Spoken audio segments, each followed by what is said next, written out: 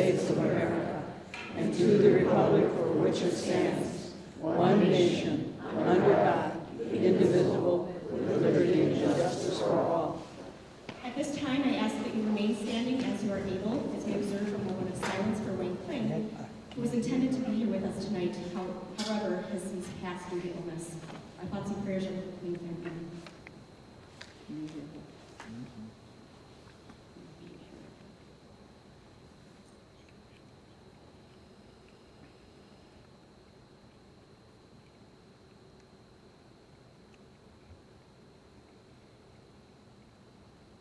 Thank you. Please be seated. Both of our forums tonight will have the same format. Each candidate either has drawn or will draw a number for their seating arrangement. Rob and John from Maine Media will be moderating tonight's event. Each candidate will have the opportunity to present opening remarks for up to 2 minutes. Letitia Walker, who's one of our chamber board members representing RIA Federal Credit Union, will keep time for the responses. Robin will then begin the questions. Each candidate will have 90 seconds to answer each question. The first candidate will answer the first question, and the first candidate will answer the first question first, and the second candidate will answer the second question first. And we will proceed in a round-robin style until all questions have been answered. Because we have very few candidates, this will go probably faster than normal years, although we do have a little bit more questions than we've had in the past year, or past 2 years. I will be going around to see if any audience members have questions. So if you do, just flag me down or raise your hand. Questions must be appropriate for all candidates to answer and not pointed at one particular candidate in particular. Lastly, each candidate will have 2 minutes to provide closing remarks. And since Remy has drawn the first lot, he will begin with the opening remarks. Mike will then begin the closing remarks, so he'll have first opportunity for that. So at this point, I will hand everything over to Rob and John, and we will begin. Thank you, Tina. And thank everybody for dodging the raindrops tonight. If you're a resident of Tomah or if you have children in the Tomah School District, here's where you can have some input. So the numbers have been drawn. Mike Murray and Remy Gomez, our Mayoral forum. Question number 1 comes to you, Remy. What direction do you feel the city... Pardon me? Oh, I'm sorry, yes. That won't be the first correction I have. Opening remarks and comments. Remy Gomez. No problem, thank you. I'm Remy Gomez, 39 years old, lifelong resident, city of Tomah, girlfriend Kayla, 3 kids, Robert, Lily, and Chance. I've been in politics here in the city of Tomah for the last 6 years. I currently sit as the chairman of our Long Range Planning, sit on our Planning Commission, as well as our Housing and Board of Appeals. Also in the 13th District, supervisor for the Mayoral County Board. And I'm here to really bring my experience, what we have, just kind of keep going with the momentum we have rolling, get a moment of inclusion, have some good talks, and progress the city along. Thank you. Good evening, everyone. My name is Mike Murray. I've been the mayor of the city of Tomah for the last 4 years. Lifelong resident also, like Remy. Youngest of 10 children of Jim and Virginia Murray. I would have to say the last 4 years, my goal as the mayor has always, it can be summed up in 3 letters, ROI, return on investment. As a city, especially the last 2 years, we've seen some unprecedented things. Just like everybody in their individual households, businesses, in schools, we've went through an incredibly difficult time. I would have to thank the members of the Tomah City Council, who over the last 2 years in dealing with COVID-related issues, have really stepped up on that thought of return on investment.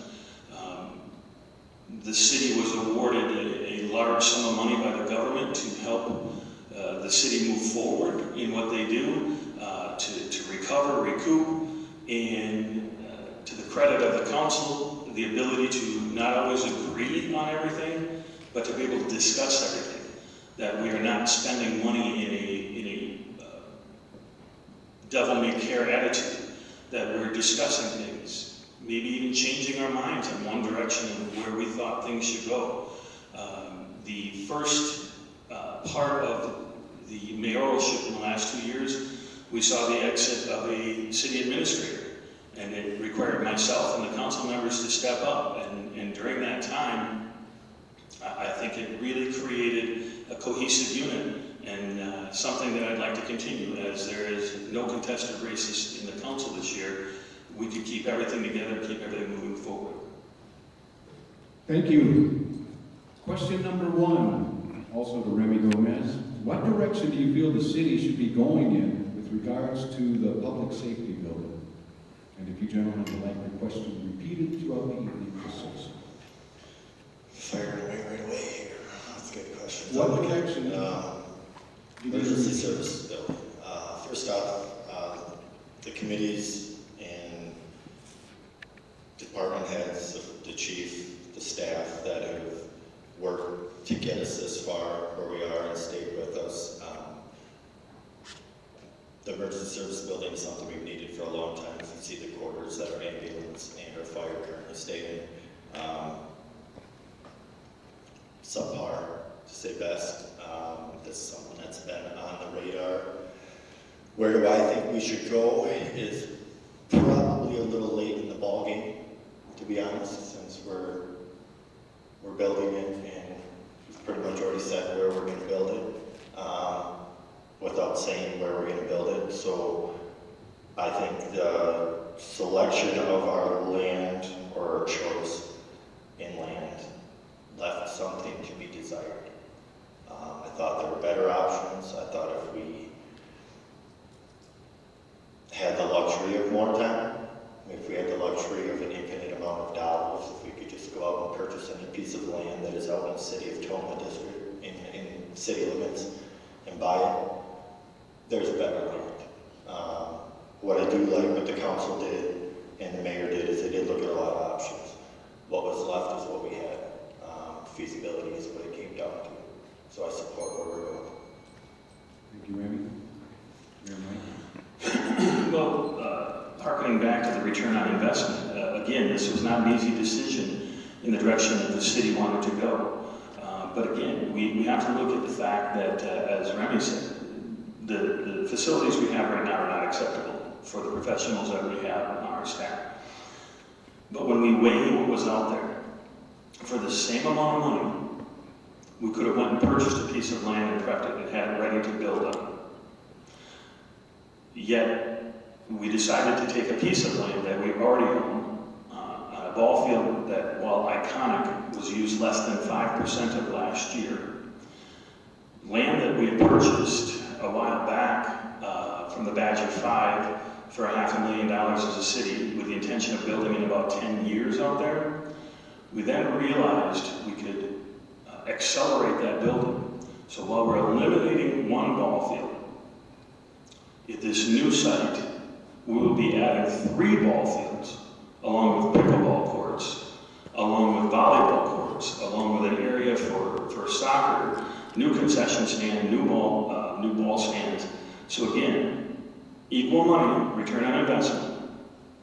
We buy a piece of land and have it prepped, or we replace a ball field with 3 ball fields, pickleball courts, volleyball courts, something more people can use.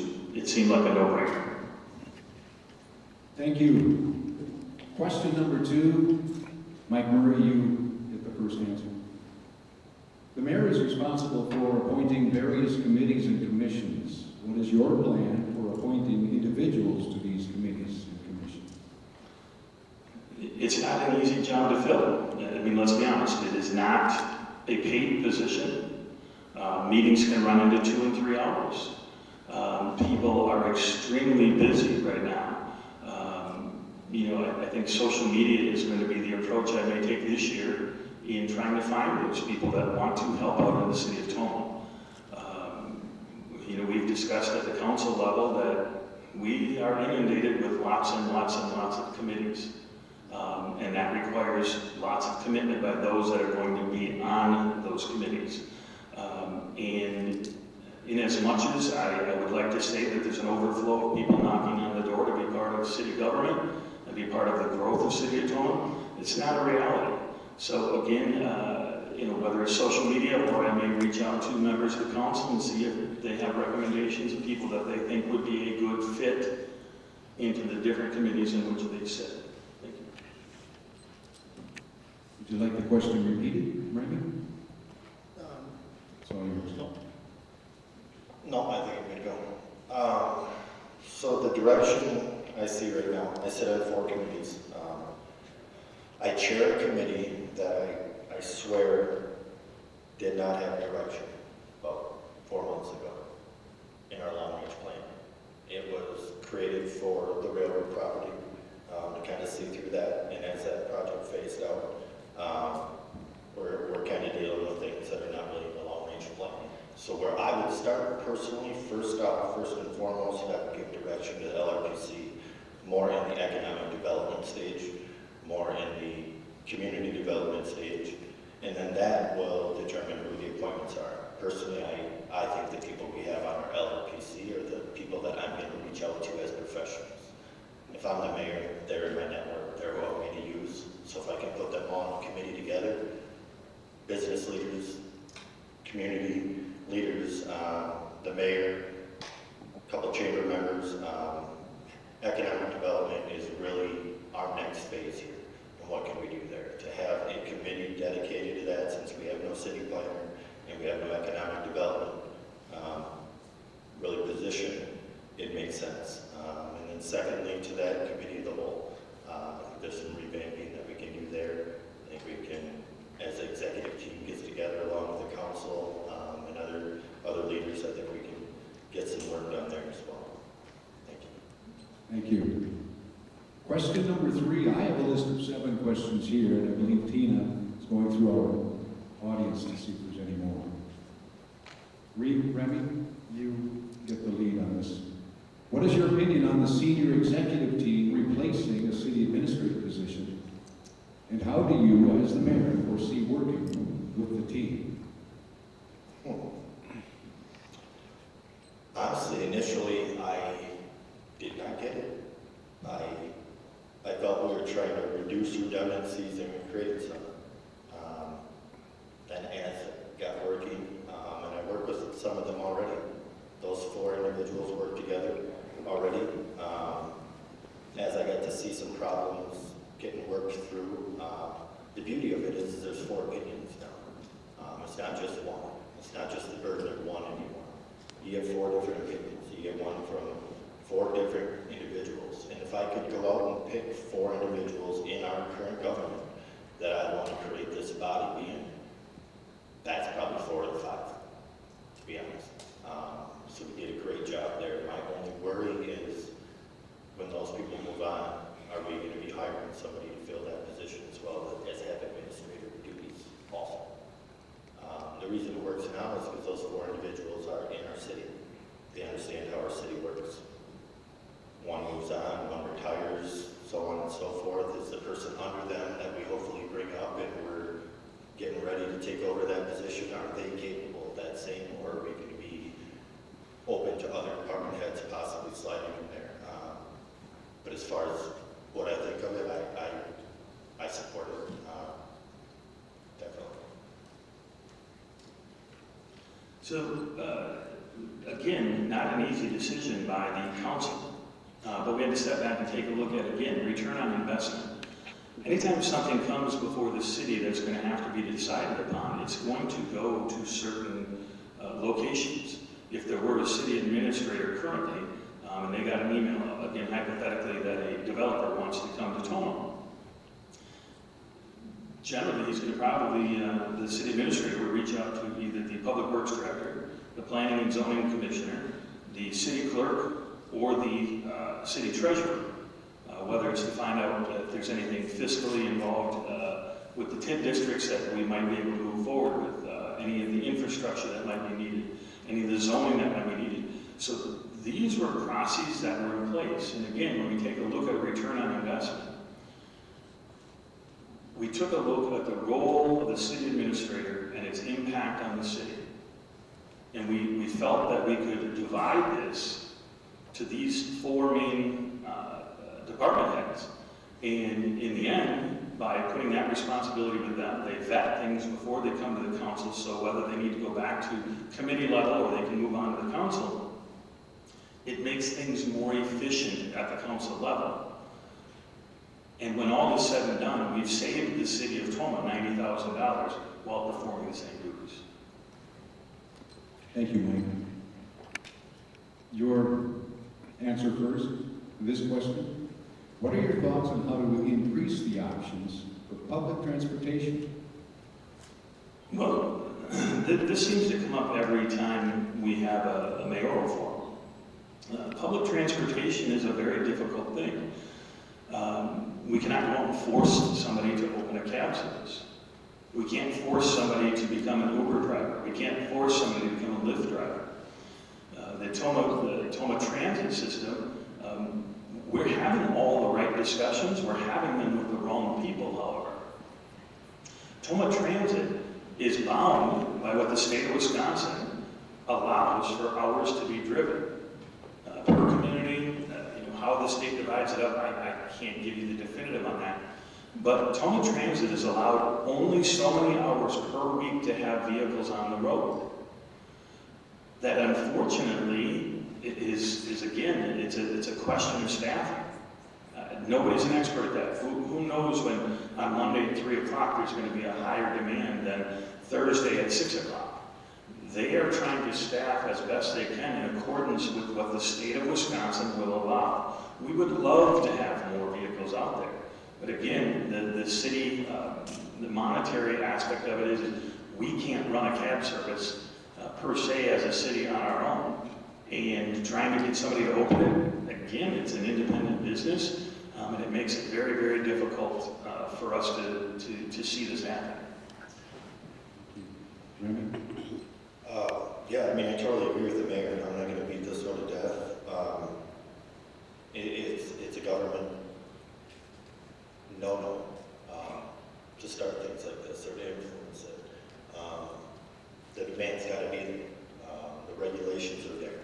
There's so much red tape built in this, and the mayor is 100% correct. Every time I sit up here, this topic comes up, and I feel like there's the same amount of information. It was unfortunate when our first cab, who knew every single road and every single back road could get you where you got to go, closed down. So be it. Where we are right now is in a spot where there is a business opportunity. Opportunities, plural. One entity has X amount of hours they can spend on there. 2 entities times that by 2, and so on and so forth. So to the people out there who are thinking about this business, or even, as the mayor alluded to, nowadays Lyft and Uber, I know we're an older generation in the crowd, but those listening, Uber and Lyft is a great way to have a little bit of money out there, help out. We know the country roads. The struggle really is getting people, even when cabs are operating, to go outside the limits. A lot of people like to come from that mile, 2, 3, 4 miles from outside, and then they're stuck here. So they don't come, and we lose out. Thank you. Question number 5. Remy, you lead off with this. What does Tomah offer that you will promote when encouraging new business and economic development in the city? It's a great question. As I sit here, I would say would be land. We don't control a lot of that land. So that's not really up to us. What I would say is we are a growing community. We have a community that's in need of jobs. Jobs that can be done at a nowadays minimum wage. I hesitate to say minimum wage given inflation, but nowadays minimum wage. So if we can fill in our gaps, especially around the hospital, businesses that are looking to be there and be a part of our community. Fill in those gaps, work with existing landowners that might have property in the city. What would I say? I would say let's go to the table. Let's see what we both have to offer. We have the land, possibly the ownership of some of the land. There's ways to work with it. So I would first off, my first phone call, April 6th, if I'm mayor, honestly would be to the landowner across from the hospital. After I call my family, would be to the landowner across from the hospital and get that flowing. Because that's a beautiful piece of land that we can develop and really establish a community on that end and more of a workforce on that end of town. Thank you. Mike. So the biggest thing, when it comes to economic development is the fact that the entire city of Tomah, practically the entire city of Tomah, exists within the TID district. It's a tax incremental district. And for those that aren't completely sure what that would mean is the fact that we can offer incentivization for businesses to come into Tomah if it fits into both needs of the city and the person looking at expanding here. We have lots of opportunities on the fiscal end that we can help with, but also, we only have to look at the last 4 years through Toro and through Cardinal. They've invested nearly $50 million in expansion in the city of Tomah. The reason they've expanded to the level of $50 million is because the workforce that's in Tomah has shown them that it is a practicality for them to build here. It is a practicality for them to continue to grow. It's a huge praise to the work ethic of the people in these businesses. The one thing that we have to be careful of as a city, economic development is a cliche word. Economic development is a wonderful thing, and growth is a wonderful thing. But in order for it to remain stable, we have to grow at a steady pace and make sure we're managing it properly. Thank you, Mike. You're the lead answer, Mike. How can we become more efficient as a city government? How can we become more efficient as a city government? Well, I think we've already started that with the senior executive team. Taking in, and again, what I want everyone to remember is that we're up here talking about the mayor, but the mayor is one aspect. The city council involves 8 people that were elected by the citizens. And those 8 people, along with the mayor, have lengthy and very informative discussions. Everybody's bringing in their thought process of where things exist. And again, that's how the senior executive team came about. What it's established for is not only for the obvious financial savings to the city, but you now have 4 people that can vet things that were coming to the council prior, and then during a meeting of the council, we would step back and go, well, wait a minute, we haven't even discussed that. It hasn't been discussed at the committee level properly. So then we'd have to send it back, and it just become this quagmire of half stories and not full information. So we've started with the senior executive team, but all of our department heads, keep in mind is the fact that during COVID, every one of our department heads stepped up in some way, shape, or form, even one recommending cutting their janitor so that they could remain fiscally responsible. And again, we work with the department heads we have.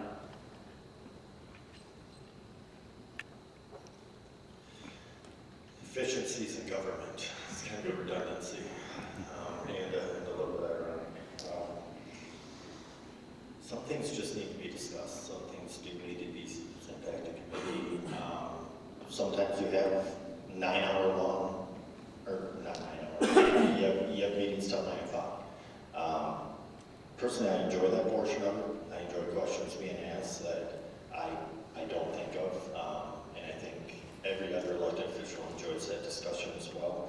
How would we be more efficient? I think would be having just that, more healthy, open, inclusive discussions. Not just talks about things where everybody sits there and says yes, yes, yes, yes, yes.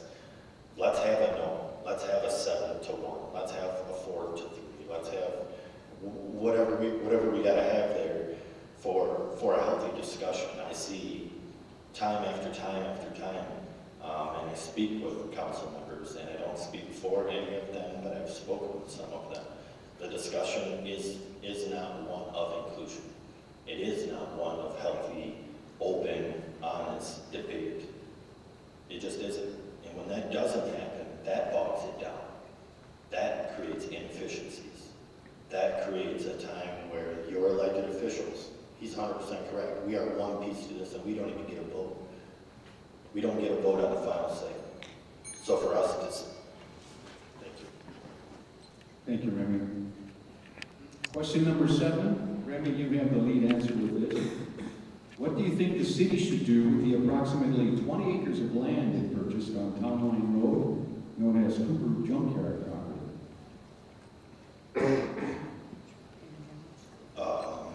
Well, I believe a lot of that area is in the floodplains. I think if we get some floodplains cleaned up in there, I think what a lot of that is for is hopefully we can mitigate some of that.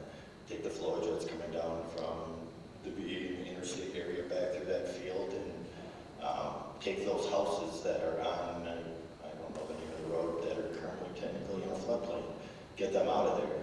So what I would do with Cooper's is I would use that as a nice floodplain mitigation, way to flow the water from one side of town line to the other side. Because unless somebody can tell me different, I don't know that as it sits right now, it's buildable. And as we talk about return on investment and proper use of funds, unless there's something in there that I'm not seeing, then that would probably be a later on discussion. But as it sits right now, I think that's a perfect way where we can control the water flow of that whole area as it's prone to flood. That's an area where, again, you're talking floodplain. To be honest with you, as the mayor, you're going to look at things and you're going to have to yield to the experts on this. We're going to have to look at government and get their input, and especially in an area like that where you're going to have to make sure that you're doing all the right things and that you're dotting all the I's and crossing all the T's when it comes to the government, because of the fact that area is, it's prone to that. Now, with it being cleared out, who knows, we can extend perhaps the trail for walking, because we come down behind with Fireman's Park and we come across and the trail kind of tapers off into residential sidewalks before it picks up again. It may be used for that. That as a city, again, they're doing an incredible job of all the trails we have within Tomah. But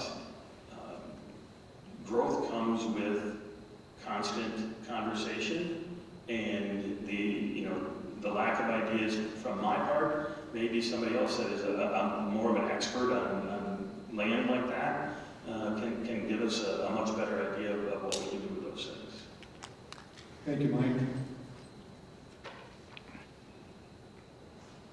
These 4 questions, we have 4 remaining, were all submitted tonight from our audience. Mike, you get the first answer here. What is your opinion on road conditions and what can be done to make improvements? We can move. The road conditions are what they are. Again, it is, I think Remy said earlier, there's no magical amount of money that exists there. That we have to be fiscally responsible in the approach that we take to the repair of roads. I think as a city, chip sealing has become a great patchwork to this point in time. But again, remembering that we only have a certain amount of dollars that we can invest. We live in an area where temperatures range from 30 to 40 below in the wintertime to above 100 degrees in the summertime. It's going to cause heaving. I mean, anybody that owns a driveway or a sidewalk in the city of Tomah or in its area is very well aware of that. I think our Public Works Department does an amazing job of trying to stay on top of things as well as they humanly can. We have some big road projects coming up. Some of them are so big that we have to kind of look at extending them out a year or two just to make sure that everything is being taken care of. I wish I had a magic answer to improve roads, but we live in an area where temperatures will put them into disarray, and heavy vehicles driving on them puts them in disarray. But I can't